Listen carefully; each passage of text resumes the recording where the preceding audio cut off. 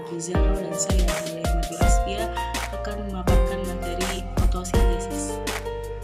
Fotosintesis. Pengertian fotosintesis berasal dari kata foton, cahaya, sintesis penyusunan. Fotosintesis adalah peristiwa penyusunan zat organik dari zat anorganik dengan pertolongan energi cahaya matahari karena bahan baku yang dipergunakan adalah zat karbon dioksida, maka dapat juga disebut asimilasi zat karbon.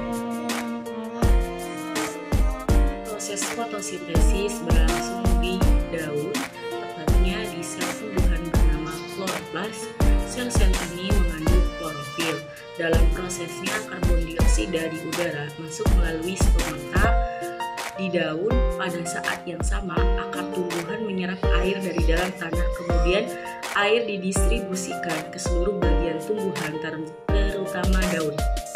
Di daun, karbon dioksida dan air berproses dengan sinar matahari, menghasilkan glukosa, oksigen, dan air. Proses panjang inilah yang disebut dengan proses fotosintesis. Orang akan menyebutnya sebagai proses memproduksi makanan sendiri. Oksigen yang dihasilkan oleh tumbuhan tersebut kemudian didistribusikan seluruh bagian tanaman, seperti halnya oksigen dalam darah manusia yang didistribusikan ke seluruh tubuh manusia. Oksigen pada tanaman dilepaskan melalui stomata, sementara glukosa akan didistribusikan ke seluruh bagian tumbuhan melalui sel tumbuhan. Reaksi fotosintesis secara umum dibagi menjadi dua, yaitu pertama, reaksi terang. Yang pertama-tama melihat sepintas peranan cahaya dalam fotosintesis adalah Van Niel, mikrobiologis dari Amerika. Dia meneliti fotosintesis pada bakteri belerang ungu dan sampai pada kesimpulan tersebut, mikroorganisme ini menghasilkan glukosa dari karbon dioksida seperti halnya tumbuhan hijau, dan untuk memperoleh hal itu, jasad reni tersebut memerlukan cahaya. Akan tetapi, air tidak dipakai sebagai bahan pemula, tetapi bakteri ini menggunakan hidrogen sulfid. Dan tambahan pula, selama fotosintesis ini tidak ada oksigen yang dibebaskan, melainkan unsur sulfur. Van Niel berpendapat juga bahwa tindakan cahaya menyebabkan komposisi menjadi atom hidrogen dan sulfur. Reaksi terang dibagi atas dua tahapan, yaitu fotosistem 1 dan fotosistem 2.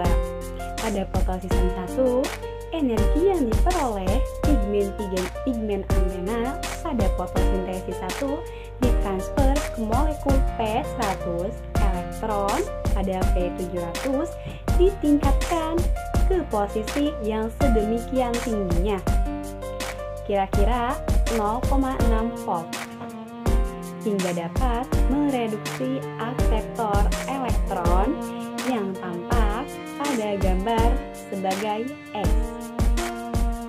Sebenarnya, substansi X menyumbangkan elektronnya kepada NADP+, kemudian mereduksinya dan membentuk NADPH yang diperlukan untuk reaksi-reaksi gelap. Dengan cara ini, cahaya yang diabsorpsi oleh fotosistem 1 energi yang diperlukan untuk mengoksidasi P700 dan mereduksi NADP+ menjadi NADPH. Namun, elektron-elektron yang dipakai untuk mereduksi NADP+ kemudian digunakan dalam reaksi gelap untuk sintesis PGAN. Jika fotosistem 1 harus terus beroperasi, harus menggantikan elektron-elektron ini. Hal itu dilakukan dengan melibatkan fotosistem 2.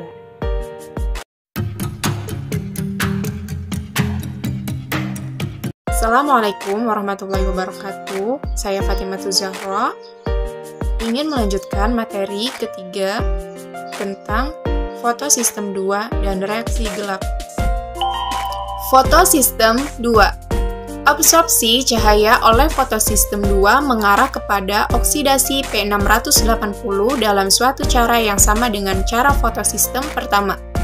Namun, P680 teroksidasi merupakan agen pengoksidasi yang lebih kuat daripada P700, dengan potensial redoks yang lebih besar daripada 0,82 volt.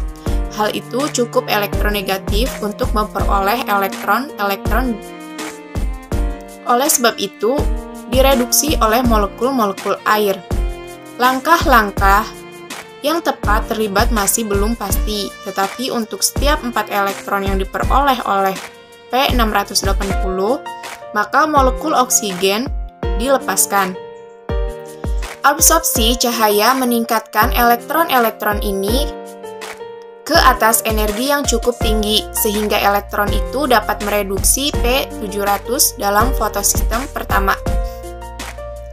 Jadi telah diketahui satu di antara dua senyawa yang amat penting pada reaksi gelap suatu mekanisme yang menyediakan energi sebagai elektron-elektron dan mampu bergerak dalam lintasan tak terputus dari molekul air ke NADP. Namun, harus diketahui bahwa ATP merupakan senyawa penting pada reaksi gelap ini. Dibangkitkan oleh reaksi terang pada fotosintesis. Pada reaksi terang ini terjadi dalam dua bagian, yaitu fotosistem pertama non-siklik dan fotosistem kedua yaitu siklik. Reaksi gelap.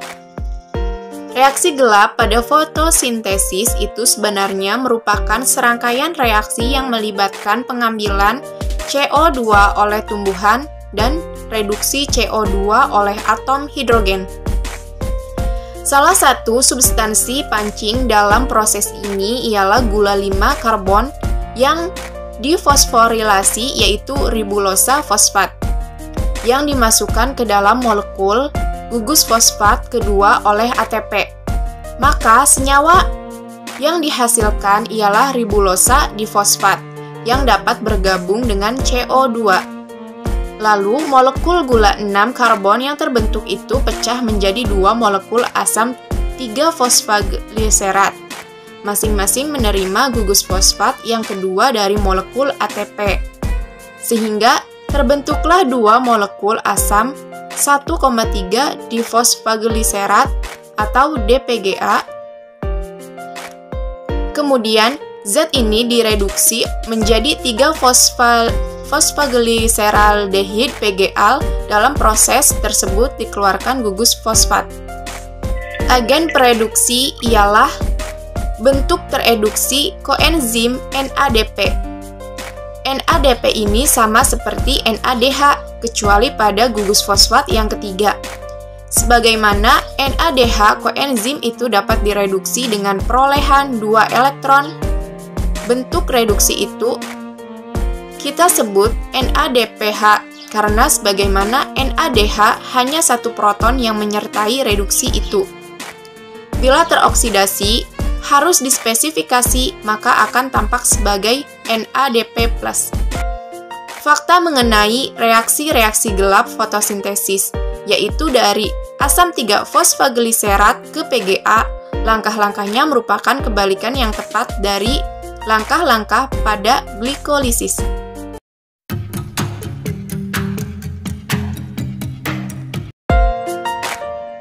Selanjutnya yaitu pengaruh cahaya terhadap klorofil. Bila suatu larutan klorofil ditempatkan dalam seberkas cahaya, maka akan mengeluarkan cahaya yang berwarna merah tua. Fenomena ini dinamakan fluorensi. Hal ini dapat dengan mudah diperagakan. Ekstrak klorofil kasar dapat dengan mudah diperagakan. Ekstrak klorofil yang kasar dapat dipersiapkan dengan mencelupkan daun-daun rumput ke dalam etanol.